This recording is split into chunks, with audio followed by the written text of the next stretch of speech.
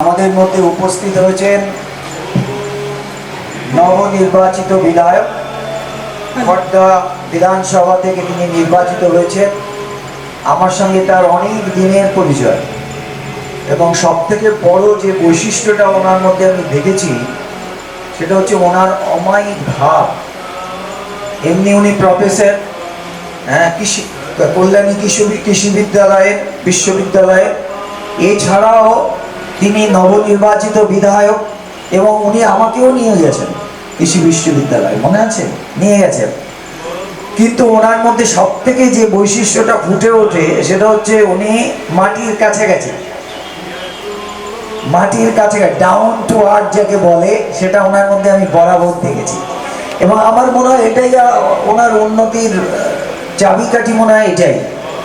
বড় হয়েও যে গাছে ফল ধরে সেটা যে নিচু হয়ে থাকে তার ভাবটা আমি দেখেছি ওনার মধ্যে। বেশি কথা বলবো না, কারণ উনি খুব ব্যস্ত, বেরিয়ে যাবে। তো আমি এখানে যে সঞ্চালিকা প্রথমা মুখার্জি দাস, ওকে আমি বলবো যে প্রথমা তুমি এই অনুষ্ঠানটাকে সঞ্চালনা করো। আমি ওর হাতে মাইকটা দিয়ে দিচ্ছি। আমরা এখন ডক্টর কল্যাণ চক্রবর্তীকে সংবর্ধিত করব। এখানে যারা উপস্থিত আছে তাদের বলবো তোমরা তৈরি হও। আমি ওনাকে ডাকছি। তাহলে আমরা ডক্টর কল্যাণ চক্রবর্তীকে উত্তরীয় দিয়ে মিসেস পটনায়ক, তিনি আমাদের এই যে প্রতি মাসে অনুষ্ঠানটা হয় সেখানে উনি উপস্থিত থাকেন এবং সঙ্গে ওনাকে একটা গীতার ভাষ্য বলা যেতে পারে, গীতার ব্যাখ্যা করা হয়েছে, সেটা দিচ্ছি আমরা। আর ভগবানের বাণী, মেসেজেস অফ ভগবান, এই বইটা প্রকাশ করেছিলেন ভগবানের বাণী, একটি ধুতি তাকে দিয়ে সম্মান জানানো হলো। এবং এখন যেটা বলবো সেটা হচ্ছে ডক্টর কল্যাণ চক্রবর্তীকে বলবো যে আপনি কিছু বলুন। ওম সর্বমঙ্গল মঙ্গলে শিবে সর্বার্থ সাধিকে শরণ্যে ত্র্যম্বকে গৌরী নারায়ণী নমস্তুতে। ঠাকুর মা স্বামীজিকে আমার প্রণাম, আমার শতকোটি প্রণাম। পরম পূজ্য ভগবানজিকে আমি আমার সশ্রদ্ধ নমস্কার এবং প্রণাম জানাচ্ছি। পূজ্যপাদ স্বামী অচ্যুতানন্দজি মহারাজকে, সেই সঙ্গে আজকের এই মহতী সভায়, আধ্যাত্মিক সভায় উপস্থিত সকল সুভদ্রা ভক্তমণ্ডলী। আজকে একটি পবিত্র দিন, আপনারা জানেন ফলহারিণী কালী পুজো। আজকের এই দিনে আমার তো মনে হয় এই দিনটির তাৎপর্য এমনই, যদি হিন্দু ধর্মে এমন কোনো বিশেষ দিন থাকে, পার্বণ থাকে, যেখানে আমাদের তেতো ফল ঈশ্বরের কাছে দিয়ে বিনিময়ে মিষ্ট ফল আমরা আহরণ করতে পারি কিনা।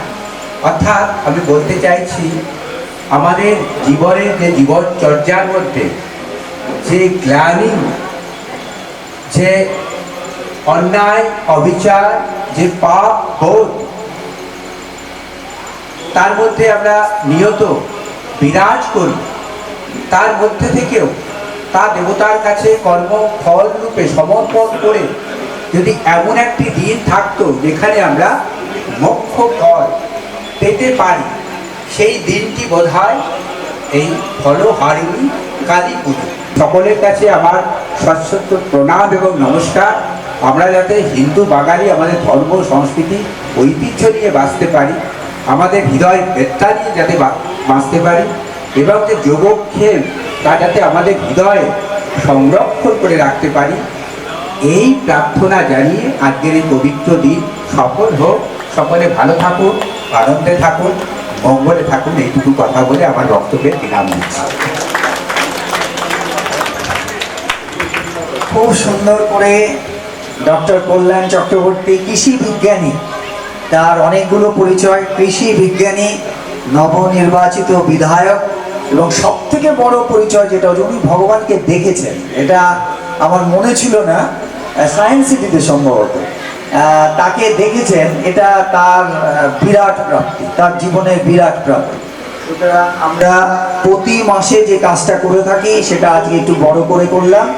আমরা আমাদের পক্ষ থেকে ডক্টর কল্যাণ চক্রবর্তীকে অনেক অনেক ধন্যবাদ জানাই। তিনি তার অনেক বিজি শিডিউলের মধ্যে থেকে এখানে এসেছেন, তার জন্য তাকে অনেক অনেক ধন্যবাদ জানাই। আমরা এই মুহূর্তে পেয়ে গেলাম খড়দায়ের বিধায়ক। আজকে এত সুন্দর একটা দিনে ওনাকে পেয়েছি। স্যার, আজকের এই ধরনের অনুষ্ঠানের প্রয়োজনীয়তা কতটা? মাঝে মাঝে আমাদের জীবনে একটি অনাময় আনন্দের স্বরূপ সন্ধান করতে হয়, যাকে আধ্যাত্মিক ভাষায় বলা হয় তুরীয়ানন্দের সন্ধানে। আমি পরম পূজ্য ভগবানজিকে যেদিনকে পেয়েছি, আজও যখন স্মরণ করি, আমার মনে হয় যে সেই তুরীয়ানন্দের একটি ঘোরের মধ্যে আছে একটা অনাময় প্রশান্তি। তো এই প্রশান্তির মধ্যে সবসময় থাকতে পছন্দ করি, এবং আমাদের গুরু কৃপা, সন্ত সঙ্গ, এখানে উপস্থিত আছেন পরম পূজ্য স্বামী অচ্যুতানন্দজি মহারাজ।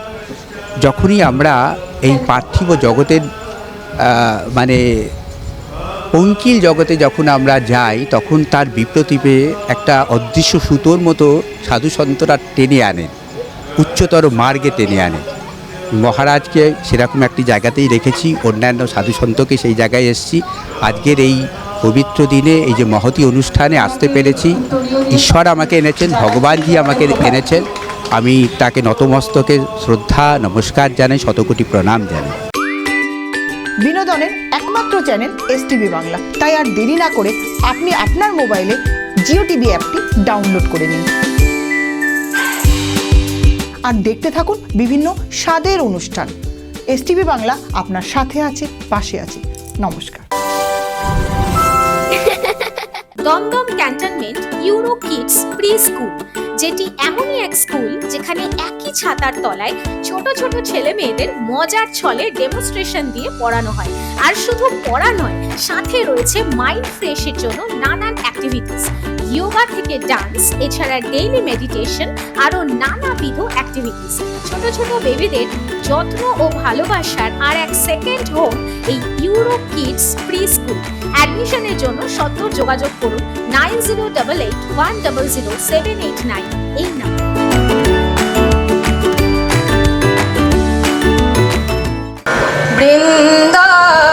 वृंदावन के ओर प्रेम करस जहाँ छलके है, प्रेम करस जहाँ छलके है, कृष्ण नाम से भोर, कृष्ण नाम से भोर, चलो मन वृंदावन के ओर, चलो मन वृंदावन के ओर, चलो मन, चलो मन, चलो मन, चलो चलो चलो मन वृंदावन के ओर।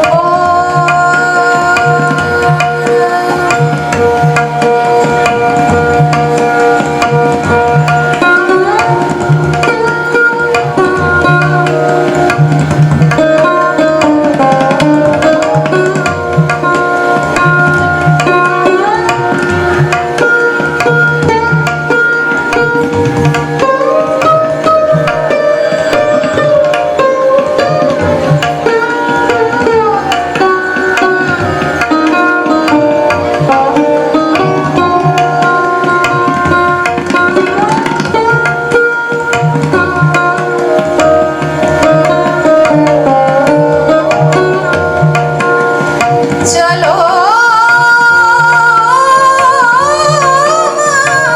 मन, चलो मन, चलो मन, चलो मन वृंदावन के ओर, प्रेम करस जहाँ छलके है, प्रेम करस जहाँ छलके है, प्रेम करस जहाँ छलके है, कृष्ण नाम से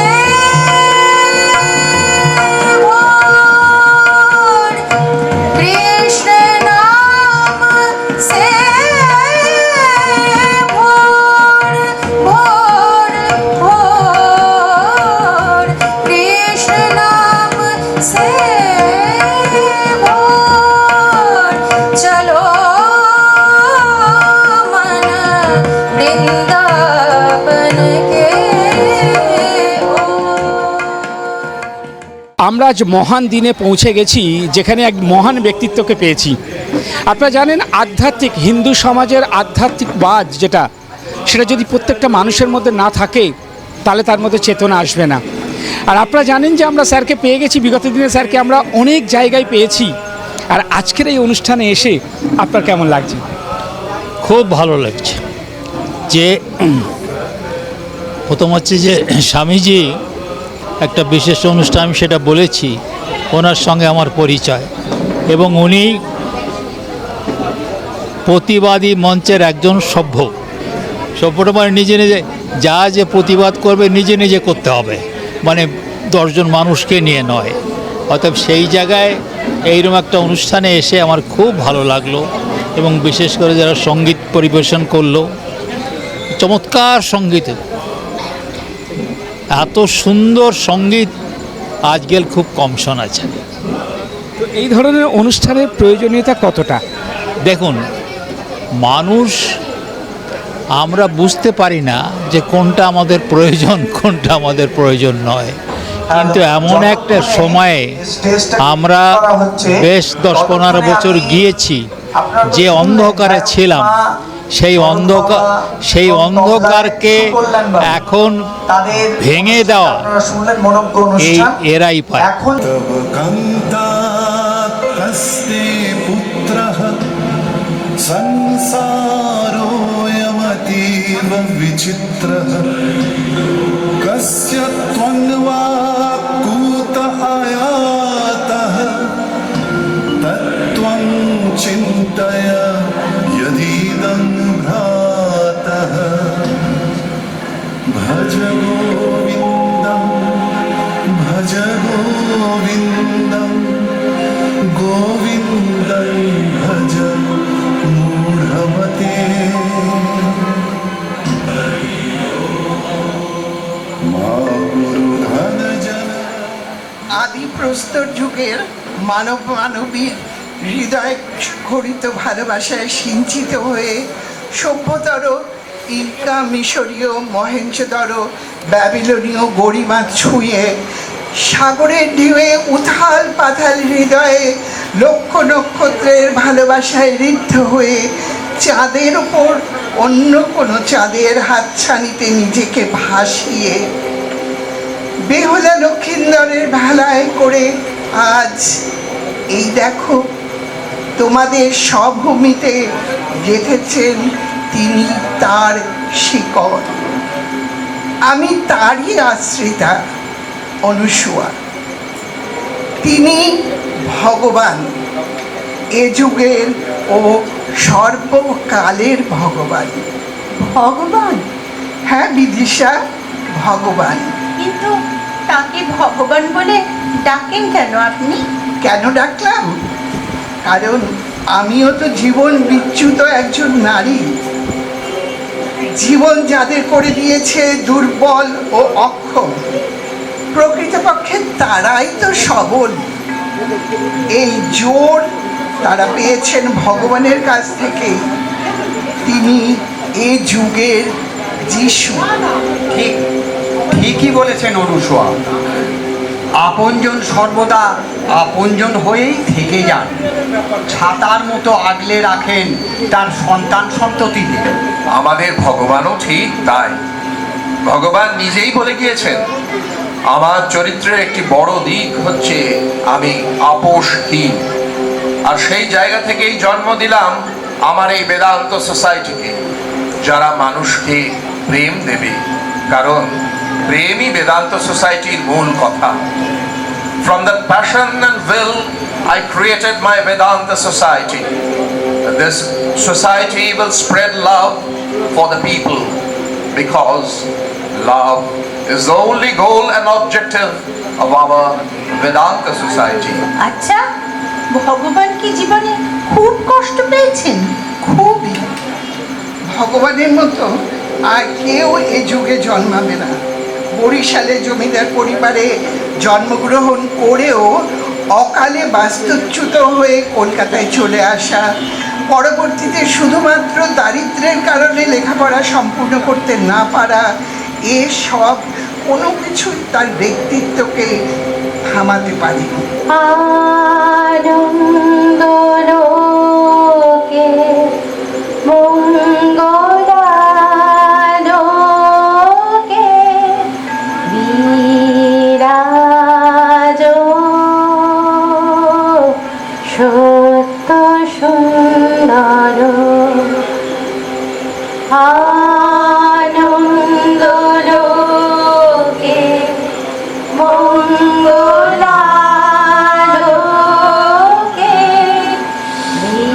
বিরাজ সত্য সুন্দর। শব্দ শাব্দিক এই নাট্যগোষ্ঠীকে ইন্টারন্যাশনাল বেদান্ত সোসাইটির তরফ থেকে অনেক অনেক ধন্যবাদ। এবং সঙ্গে শ্রীমতী সর্বাণী দাস, যিনি কিছুদিন আগে অসুস্থ ছিলেন, তাই তো? অসুস্থ ছিলেন, তারও অপারেশন হয়েছে। তো সুতরাং এসব সত্ত্বেও, বিভিন্ন ঘটনা সত্ত্বেও তারা এই এক কথায় রাজি হয়ে এতগুলো মানুষ এখানে এসছেন তাদের পুরো টিমটা নিয়ে। ইন্টারন্যাশনাল বেদান্ত, আজকে যদি ভগবান থাকতেন তাহলে তিনি দারুণভাবে, তিনি খুশি হয়েছেন, তিনি তো আছেন আমাদের মধ্যে, অশরীরী অবস্থায় আছেন, তিনি খুশি হয়েছেন। সবাইকে অনেক অনেক ধন্যবাদ জানাই। বিভিন্ন জায়গায় ভ্রমণ করতে কে না ভালোবাসে বলুন তো? সবাই আমরা কম বেশি ঘুরতে যাই, আর এই ঘুরতে গিয়ে কোথায় সার্ভিস ভালো পাওয়া যায় বা কেমন হোটেল পাবো তাই নিয়ে বড় চিন্তা হয়।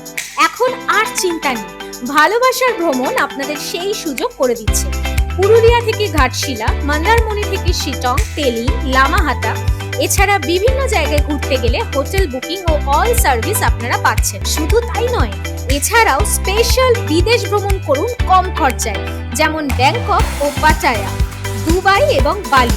এই সকল জায়গায় হোটেল বুকিং থেকে শুরু করে অল সার্ভিস করে দিচ্ছে এই ভালোবাসার ভ্রমণ। তাই আর দেরি না করে যদি বেড়াতে যেতে চান তাহলে সত্বর যোগাযোগ করুন 9073879313 এই নাম্বার। মাত্র 50,000 টাকায় 1 কাঠা জমি কিনুন, আবার 3 বছরে 1 লাখ টাকা নিন। বিশদ জানতে যোগাযোগ করুন 9073879313 এই নাম্বারে। ওম গুরুর ব্রহ্মা গুরুর বিষ্ণু গুরুদেব মহেশ্বরা গুরুরেবা পরম ব্রহ্ম তস্मै শ্রী গুরবে নমঃ। অজ্ঞানতিমিরান্ধস্য জ্ঞানাঞ্জনশলাকয়া চক্ষুন্মীলিतं येन तस्मै श्री गुरवे नमः।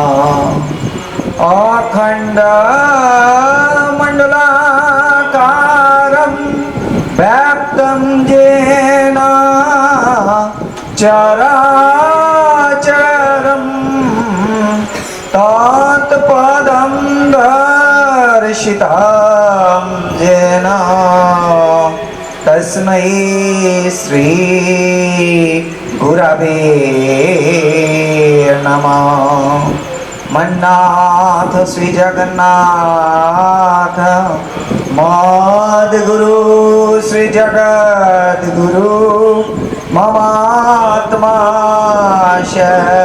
सर्वभूतात्मा तस्मै श्री गुरवे नमः। इंटरनेशनल वेदांत सोसाइटीर प्राण पुरुष प्रतिष्ठाता उपास्य ভগবানের পায়ে আমার শতকোটি প্রণাম। আপনারা জানতেই পাচ্ছেন যে আজকে এমন একটা দিনে আমরা পৌঁছে গেছি যেখানে বেদান্ত সোসাইটি এবং তার সাথে আধ্যাত্মবাদ এই দুটোকে একসাথে আজকের এই যে অনুষ্ঠানটা কি আছে তার ডিটেলসটা মহারাজের কাছে শুনবো। মহারাজ, আজকে সম্পর্কে আমি ইন্টারন্যাশনাল বেদান্ত সোসাইটি বিরাটি শাখায়, আমি ওখানকার সন্ন্যাসী। আমাদের গুরুদেব তিনি 2023 সালের 27শে মে দেহ রেখেছেন, এই মে মাসে। সেটা একটা উদ্দেশ্য। দ্বিতীয় হচ্ছে আমাদের গুরুদেব এবং তার গুরুদেব স্বামী পবিত্রানন্দজি, তাদের কথা বিভিন্ন কাগজে প্রায় 450 বার প্রকাশিত হয়েছে এবং প্রকাশিত হয়ে চলেছে, এটাকে উদ্দেশ্য করে। এবং এই যে আমরা এখানে এই নিউ টাউনে এখানে আমরা প্রতি মাসে প্রথমা মুখার্জি দাস ওনার বাড়িতে একটা করে এই আধ্যাত্মিক অনুষ্ঠান করে চলেছি। তার প্রায় 3 বছর পূর্ণ হতে চলেছে। সেই উদ্দেশ্যে এই সমস্তগুলোকে কেন্দ্র করে আমরা আজকে একটা আধ্যাত্মিক অনুষ্ঠান করছি, একটু বড় করেই করছি। এবং আমাদের যিনি গুরুদেব তিনি 1942 সালের 3রা জানুয়ারি বাংলাদেশের বরিশাল জেলায় তিনি জন্মগ্রহণ করেছিলেন এবং তিনি একটা বনেদি একটি জমিদার বাড়িতে জন্মগ্রহণ করেছিলেন। এবং সেখান থেকে আজকে তিনি 2023 সালের 27শে মে যখন দেহ রাখলেন, এই 81 বছর বয়সের মধ্যে তিনি 44 জন সন্ন্যাসিনী তৈরি করেছেন, স্বদেশ এবং বিদেশ মিলিয়ে। তার মধ্যে ইংল্যান্ডের আছে, তার মধ্যে নেদারল্যান্ডের আছে, তার মধ্যে ইন্দোনেশিয়ার আছে, এবং প্রায় 16 থেকে 17টা আশ্রম তৈরি করেছেন। এবং তিনি 1984 সালে 15ই ডিসেম্বর নির্বিকল্প সমাধি লাভ করেছিলেন, অজাতবাদের সমাধি হয়েছিল তার। এবং তিনি তার পায়ের সামনে প্রায় দীর্ঘ 24 বছর ধরে আমি বসেছিলাম। এবং শাস্ত্রে একটা কথা আছে যে গুরুর পাশে বসে থাকলে বোনা কাপড় পাওয়া যায়, এবং গুরুর পা হচ্ছে, চরণ হচ্ছে সর্বতীর্থ। এবং এগুলো আমি বুঝলাম না, কারণ আমি আধ্যাত্মিক জগতের খুব একটা লোক ছিলাম না। কিন্তু এই দীর্ঘ 24 বছর ধরে তার পায়ের সামনে বসে এটা শিখেছি, এটা জানতে পেরেছি শাস্ত্রের কথাটা ঠিক। গুরুর সামনে বসে থাকলে আর কোথাও যেতে হয় না। তিনি বোনা কাপড় হাতে তুলে দেন, এবং সেই কাজটা তিনি করেছেন। এবং না হলে আমি, যার কোনো বিশেষ কোনো সংস্কার নেই, কোনো আধ্যাত্মিক জগতের কোনো ধারণাও ছিল না, কিন্তু আজকে তিনি এমন, স্বামীজি বলেছিলেন না, আমাদের মতো ছেলেগুলোর মনগুলোকে তিনি কাদার দলার মতো যে কোনো শেপ দিতে পারতেন। তো সত্যি তাদের এই ক্ষমতাটা হয়। আধ্যাত্মিক জগতে 2 ধরনের পুরুষ আছে, এক ধরন হচ্ছে সিদ্ধ পুরুষ, আর একজন হচ্ছে সিদ্ধাই পুরুষ। সিদ্ধাই পুরুষরা জাগতিক সমস্যার সমাধান করেন, কিন্তু রামকৃষ্ণদেব বা আমাদের গুরুদেব বা এই সারদা মা, তারা বাইরের জগতের সমস্যা যত না সমাধান করেন, তারা করেন অন্তর্জগতের সমস্যার সমাধান। এবং সমস্যাটা অ্যাকচুয়ালি অন্তর্জগতেই আছে, সমস্যাটা অ্যাকচুয়ালি তোমার মনে আছে। যখন মনকে তুমি পাল্টে ফেলতে পারবে, যখন তোমার মনটা শুদ্ধ হবে, যখন মনের পরিবর্তন হবে, তখন অটোমেটিক্যালি জগৎ পাল্টে যাবে। সেখানে বলছে মধুক সারান্তি সিন্ধবে। হ্যাঁ, বলুন কি বলছেন? আজকের এই অনুষ্ঠানে কি বার্তা দিতে চাইছি? বার্তা দিতে চাইছি যেটা, যে আমরা দৈনন্দিন জীবনের দিকে তাকিয়ে দেখছি যে আমরা পথ পাচ্ছি না, আমরা ফ্রাস্ট্রেটেড, আমরা ডিপ্রেসড, আমরা হতাশাগ্রস্ত। আমাদের যে জ্ঞান নিয়ে আমরা সংসার করি, এই জ্ঞান আমাদের স্যাটিসফাই করতে পারছে না। আমাদের মধ্যে অতৃপ্তি আছে, আমাদের মধ্যে অশান্তি আছে, আমাদের দুঃখ সাফারিং যেন আমাদের চেপে বসছে। অনেক কিছু আমাদের আছে, টাকা আছে, বাড়ি আছে, গাড়ি আছে, এগুলোর কোনো অভাব নেই, কিন্তু তবুও আমাদের একটা হতাশা, একটা ফ্রাস্ট্রেশন, একটা ডিপ্রেশন আমাদের মধ্যে কাজ করে চলেছে। কেন? তার কারণ হচ্ছে, আমার কথা না, মুনি ঋষিরা বলে গেছেন, তার মূল কারণ হচ্ছে অজ্ঞানতা। এই অজ্ঞানতার সমাধান কি? এই অজ্ঞানতার পারে যাওয়া কি করে? জ্ঞানে। অজ্ঞানের সলিউশন কি? জ্ঞানে। তাহলে তোমাকে কি করতে হবে? জ্ঞান লাভ করতে হবে। কিসের জ্ঞান লাভ করবো? স্বরূপত তুমি কে? এই যে জ্ঞান, এই জ্ঞান যখনই তোমার হবে, তখন দেখবে যে সমস্যাগুলোতে তুমি ভুগছিলে, যে ডিপ্রেশন তোমার উপরে চেপে বসছিল, তুমি দেখবে এগুলোর সঙ্গে তোমার কোনো সম্পর্ক নেই। তখনই তুমি ভারমুক্ত হবে, হতাশা মুক্ত হবে, তৃপ্ত হবে, শান্তি পাবে, ফুলফিলড হবে, পরিপূর্ণ। পূর্ণাৎ পূর্ণমুদাচ্যতে পূর্ণস্য পূর্ণমাদায় পূর্ণমেবাবশিষ্যতে, এই অবস্থায় পৌঁছাবো, তখনই আমরা আমাদের জীবন পরিপূর্ণতা লাভ করব। আরেকজনকে পেয়ে গেলাম আমরা, যে আজকের এই অনুষ্ঠানের প্রয়োজনীয়তা কত? দেখুন, আমার নাম অসীম ব্যানার্জি, আমি বরানগর মাতৃস্মৃতি মন্দিরের তরফ থেকে এসেছি। মহারাজ আমাকে ডেকেছিলেন। অ্যাকচুয়ালি আমাদের বাড়িতে যে মন্দিরটি আছে, ঠাকুর এবং সারদা মা প্রতিষ্ঠিত আছেন 31 বছর ধরে। সেখানে বিভিন্ন সময় বিভিন্ন আধ্যাত্মিক অনুষ্ঠান হয়, বিভিন্ন জায়গার মহারাজরা আসেন। আজকে আমি যে কারণে এখানে এসেছি, রবীন্দ্রনাথের ভাষায় আমরা মাঝে মাঝে বলি যে আমার হাত দুটি ধরে নিয়ে চলো সখা, আমি তো পথ চিনি নেই। তো এই পথ চিনতে বা মানুষকে চেনাতেই আমাদের এই পরিভ্রমণ করে বেড়ানো। যদি এর দ্বারায় কোনো মানুষের কোনো উপকার হয়, সেই কারণেই আমরা ঘুরে বেড়াই অবসর টাইমটুকু। নামে দৌড়ে বেড়া, ফসলে তছরূপ হবে না। কালী নামে দৌড়ে বেড়া, ফসলে তছরূপ হবে না। সে যে মুক্ত কেশে শক্ত বেড়া, তার কাছে যে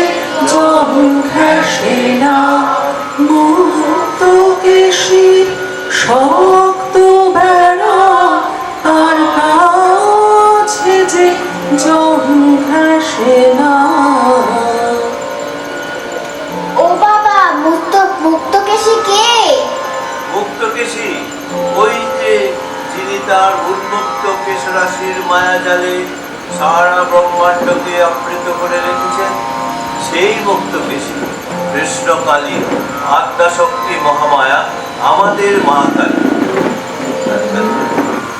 কালে কালে বলো রে আজ বলো হো হো হো, বলো হো হো হো, বলো হো নামের জোরে সাধিব কাজ, বলো হো হো হো, বলো হো বলো হো। ওই ঘোর মত্ত করে নৃত্য রঙ্গ মাঝারে, ওই লক্ষ লক্ষ চক্ষ রক্ষ হে দিশা মারে, ওই লট্ট পট্ট কেশ অট্ট অট্ট হাসে রে, হা হা হা হা হা হা হা হা। আরে বল রে শ্যামা মাই জয় জয় জয় জয় জয় জয় জয় জয় জয়। আরে বল রে শ্যামা মাই জয় জয় জয় জয় জয় জয় জয় জয় জয়। আরে বল রে শ্যামা মাই জয় জয় জয়।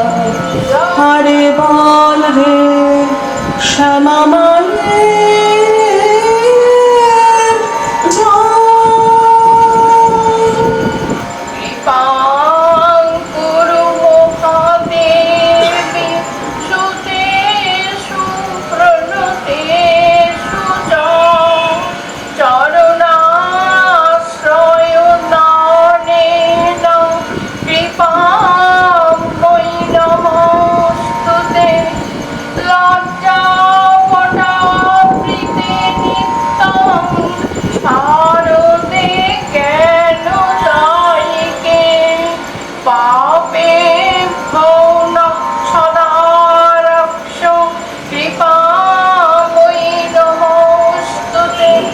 রামকৃষ্ণ কত প্রাণং তন্নাম শ্রবণ প্রিয়ম, তদ্ভাবরঞ্জিত ভারম প্রণমামি মুহুর্মুহুঃ। পবিত্রং চরিতং যস্যা পবিত্রং জীবনং তথা, পবিত্রতা সর্বপন্নৈ তস্मै দেবো নমো নমঃ। বিনোদনের একমাত্র চ্যানেল এসটিভি বাংলা, তাই আর দেরি না করে আপনি আপনার মোবাইলে জিও টিভি অ্যাপটি ডাউনলোড করে নিন আর দেখতে থাকুন বিভিন্ন স্বাদের অনুষ্ঠান। এসটিভি বাংলা আপনার সাথে আছে, পাশে আছে। নমস্কার। বিভিন্ন জায়গায় ভ্রমণ করতে কে না ভালোবাসে বলুন তো? সবাই আমরা কম বেশি ঘুরতে যাই, আর এই ঘুরতে গিয়ে কোথায় সার্ভিস ভালো পাওয়া যায় বা কেমন হোটেল পাবো তাই নিয়ে বড় চিন্তা হয়। এখন আর চিন্তা নেই, ভালোবাসার ভ্রমণ আপনাদের সেই সুযোগ করে দিচ্ছে। পুরুলিয়া থেকে ঘাটশিলা, মন্দারমণি থেকে শিটং, তেলি, লামাহাটা, এছাড়া বিভিন্ন জায়গায় ঘুরতে গেলে হোটেল বুকিং ও অল সার্ভিস আপনারা পাচ্ছেন। শুধু তাই নয়, এছাড়াও স্পেশাল বিদেশ ভ্রমণ করুন কম খরচায়, যেমন ব্যাংকক ও পাটায়া, দুবাই এবং বালি। এই সকল জায়গায় হোটেল বুকিং থেকে শুরু করে অল সার্ভিস করে দিচ্ছে এই ভালোবাসার ভ্রমণ। তাই আর দেরি না করে যদি বেড়াতে যেতে চান তাহলে সত্বর যোগাযোগ করুন 9073879313 এই নাম্বার। এই অনুষ্ঠানে আজকে আসার পরে একটু কি মনে হলো যে একটু শক্তি পেলেন? নিশ্চয়ই এসব অনুষ্ঠানগুলোতে আমাদের মানসিক প্রেরণা যোগায় এবং আধ্যাত্মিক উন্নতিও করে। আধ্যাত্মিক উন্নতি ছাড়া কোনো জাতি বড় হতে পারে না। আপনার এখন বয়স? আমার 76 বছর। এখানে একটা কথা বলি, পরিচয়? আমার পরিচয়, আমি কলকাতা হাইকোর্টে আমি প্র্যাকটিস করি, দীর্ঘ 51 বছর ধরে প্র্যাকটিস করি। আমি যখন আমার গুরুদেবের কাছে যাই তখন আমি জিজ্ঞাসা করেছিলাম আপনার কাছে আমি আসবো কেন? জাগতিকভাবে যেটা ভোগ করবার, এই জগতে যা ভোগ করবার আছে তার তো আমি কিছুই করিনি, সুতরাং আমি আপনার কাছে আসবো কেন? তার উত্তরে আমার গুরুদেব বলেছিলেন, তুই যাকে ভোগ বলে মনে করিস, আমার এখনো মনে আছে আজ থেকে 25-26 বছর আগে, তুই যাকে ভোগ বলে মনে করিস তার থেকে অনেক বড় ভোগ তোর জন্য অপেক্ষা করছে, যার সন্ধান তোর কাছে নেই। আমি একটু অবাক হয়েছিলাম, কি এমন ভোগ আমার জন্য অপেক্ষা করছে যে ভোগ বাইরের জগতের ভোগ থেকে অনেক বড়, তার সন্ধান আমার কাছে নেই। অবাক হয়েছিলাম। এবং তিনি, যেটা আমি বলছিলাম একটু আগে ইন্টারভিউতে, শাস্ত্রে আছে যে গুরুর সামনে বসে থাকলে গুরু বোনা কাপড় হাতে দিয়ে দেন। এর মানে কি, এর অর্থ কি? কিচ্ছু বুঝলাম না। বোনা কাপড় হাতে দিয়ে দেন মানে কি? তার মানে হচ্ছে তোমায় কিছু করতে হবে না, তুমি শুধু গুরু সঙ্গ করো। ঠিকভাবে যে গুরু সঙ্গ করে, ঠিক মানে গুরুকে যে ভগবান রূপে দেখে, গুরুকে যে ভালোবাসে অন্তর দিয়ে। একটা কথা আছে, গুরুকে যে নিজের প্রাণের থেকে ভালো না বাসে তার কাছে সত্য প্রকাশিত হয় না।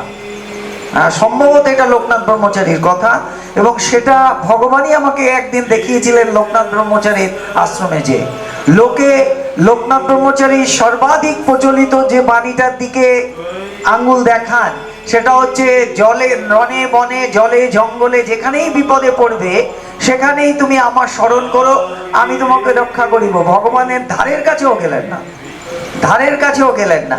তিনি দুটো বাণীর কাছে গেলেন, একটা হচ্ছে যে যত গুপ্ত সে তত পোক্ত, আর একটা হচ্ছে যে নিজের গুরুকে নিজের প্রাণের থেকে বেশি না ভালোবাসে তার কাছে সত্য প্রকাশিত হয় না। তো আমি একটা জিনিস দেখেছি এই 25-26 বছর সঙ্গ করবার পরে, দেখলাম আমি তো কিচ্ছু করিনি, না কোনোদিন উপোস বা উপবাস যাই বলুন কিচ্ছু করিনি, না কোনোদিন খুব একটা পুজো টুজো করেছি।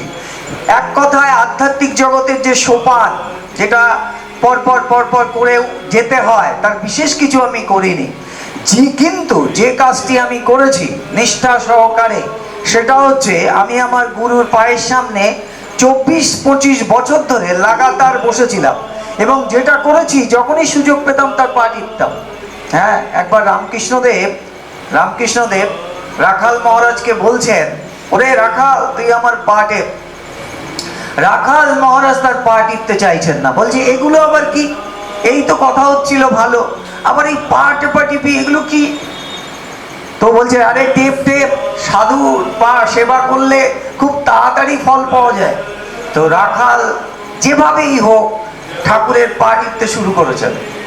পা টিপতে হঠাৎ তিনি দেখছেন ঠাকুরের খাটের চারপাশে একটা ছোট্ট মেয়ে ঘুরছে, হাসতে ঘুরছে। এগুলো পড়ে দেখবেন, হাসতে ঘুরতে ঠাকুরের সঙ্গে মিলিয়ে গেল।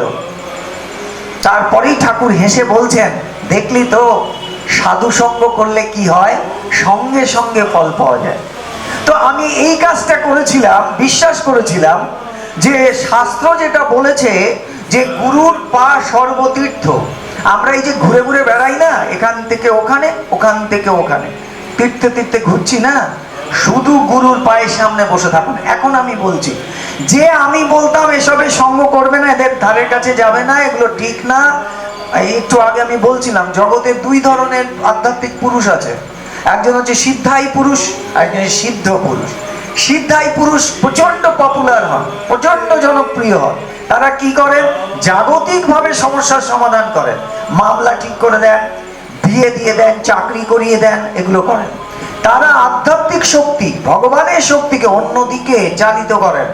আর এক ধরনের পুরুষ আছে যারা এসব কিচ্ছু করেন না, আপনার জাগতিক সমস্যার কোনো সমাধান করবেন না, তারা খুব পপুলারও হন না। যেমন রামকৃষ্ণদেব খুব পপুলার না, আমাদের গুরুদেব খুব পপুলার না, কিন্তু তারা যেটা করেন, আপনি যে মনটা নিয়ে ঘুরে বেড়াচ্ছেন, এই যে একটা মন নিয়ে ঘুরে বেড়াচ্ছেন না, যে মন, যে জ্ঞান নিয়ে সংসার করছেন, এই জ্ঞানটা জ্ঞান না। এইগুলো এখন একটু বুঝেছি, তখন কিছুই বুঝতাম না। এই যে জ্ঞানটা নিয়ে আপনি সংসার করছেন, এই জ্ঞানটা জ্ঞান না। বলছে কেন? এই কথা কি করে বলছেন? বলছে এই জ্ঞান নিয়ে আপনার সমস্যার সমাধান হচ্ছে না, এই জ্ঞান নিয়ে আপনার ডিপ্রেশন কাটছে না, এই জ্ঞান নিয়ে আপনার হতাশা কাটছে না, এই জ্ঞান নিয়ে আপনার অতৃপ্তি কাটছে না, এই জ্ঞান নিয়ে আপনার জীবনে শান্তি আসছে না। কিন্তু রামকৃষ্ণদেব কিচ্ছু ছিল না। জমিদারের বাড়িতে, জমিদারের জমিদারিতে তিনি একটা মন্দিরে পুজো করতেন, 5 টাকা মাইনে পেতেন, তার বরাদ্দ ছিল কয়েকটা ধুতি। এইগুলো পৃথিবীর সব থেকে ধনী ব্যক্তি যদি কেউ হয়ে থাকেন, পৃথিবীর সব থেকে বেশি তৃপ্ত ব্যক্তি যদি কেউ হয়ে থাকেন, পৃথিবীর সব থেকে বেশি শান্তি পেয়ে যদি কেউ থাকেন তার নাম শ্রীরামকৃষ্ণদেব। যখন আমরা হতাশাক্রান্ত হই, যখন আমরা চারিদিকে অন্ধকার দেখি, যখন আমরা জীবনে কোনো কিছু পথ দেখতে পাই না, যে মানুষটা আমাদের পথ দেখান তার গায়ে শুধু একটা কাপড় পরা রয়েছে, জামাও পরতেন না, কখনো কখনো সেই কাপড়টা তিনি খুলে ফেলতেন। তাকে বলা হতো যে ঠাকুর আপনি এটা কি করেছেন, বান দেখতে যাচ্ছেন পুরোপুরি উলঙ্গ হয়ে। ঠাকুরকে জিজ্ঞাসা করছে ঠাকুর এটা আপনি কি করছেন, বলছে বান দেখতে হলে এভাবেই দেখতে হয়।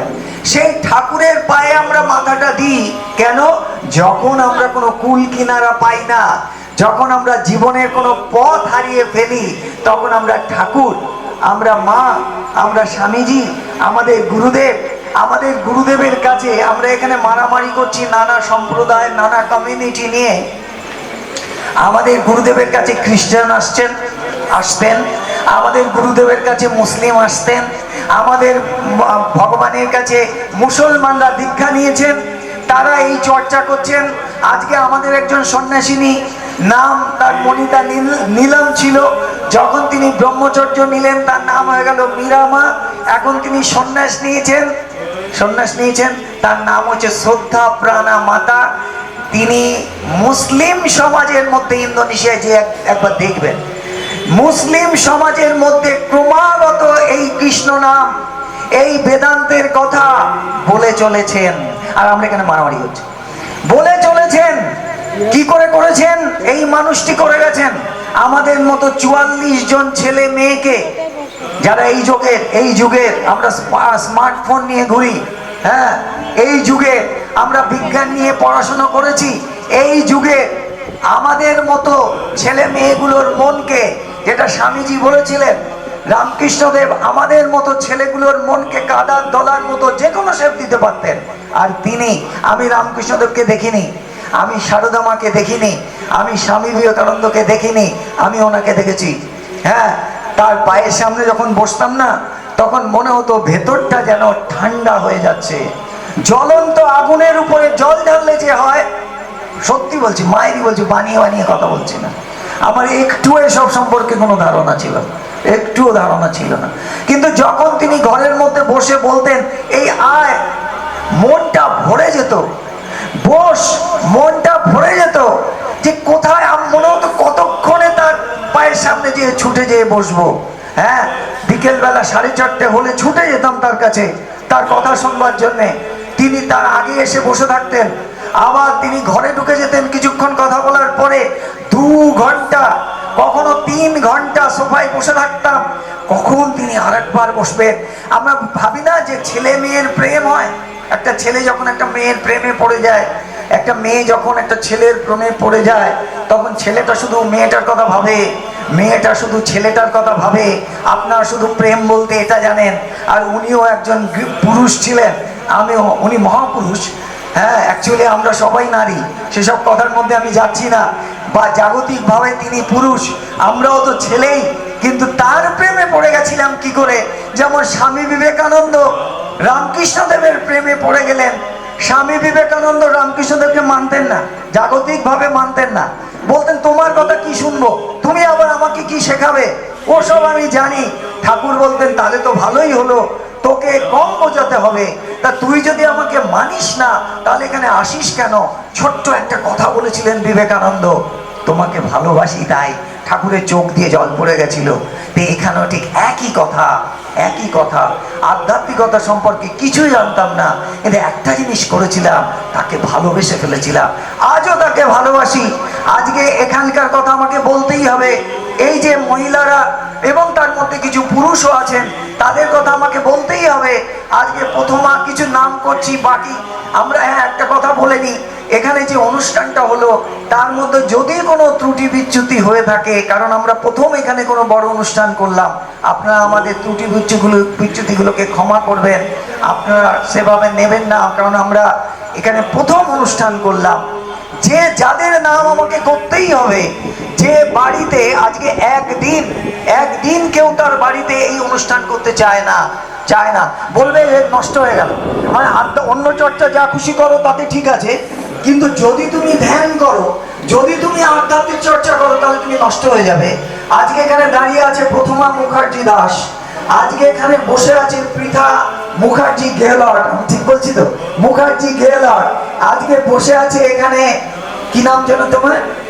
হ্যাঁ, ঝুমা বসে আছে আজকে, এই যে মহিলা বসে আছে আজকে, সুজাতা বসে আছে আজকে, অনেকে, কার নাম বলবো আর কার নাম বলবো না, দেবাংশু, তুহিন বাবু, এরা সব আজকে 3 বছর ধরে যদি এখানে সাহায্য না করতেন, যদি তারা এই সাহায্যটা না করতেন, দীপ্তিদি তারা যদি এই সাহায্যটা না করতেন, তাহলে আজকে যে আমরা অনুষ্ঠানটা করছি আমরা করতে পারতাম না।